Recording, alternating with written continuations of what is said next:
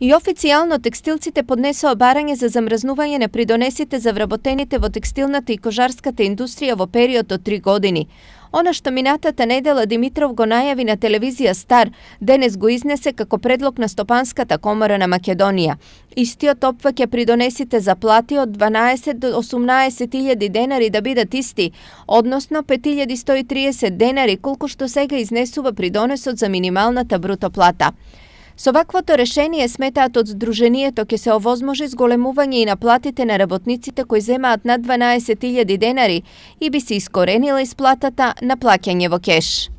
Придонесите на минималната плата да бидат исти за вработени кои имаат нето плати од 12.000 па до 18 или до 20.000, зависи како ќе покажат финански показатели. Што би добиле со едно вакво решение?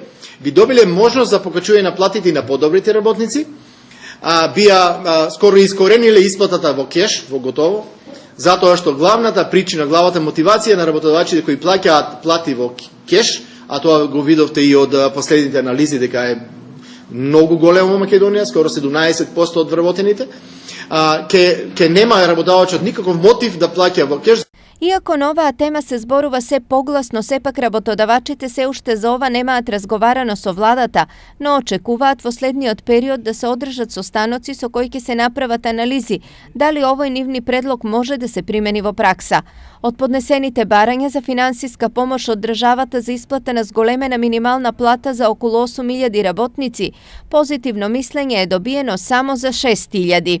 Една од причините за малиот број на работодавачи кои побарале финансиска помош од државата, според Димитров, е сложеноста на софтверот во управата за јавни приходи, поради што најави дека ќе бараат средба со надлежните во следниот период со цел да се надмине овој проблем.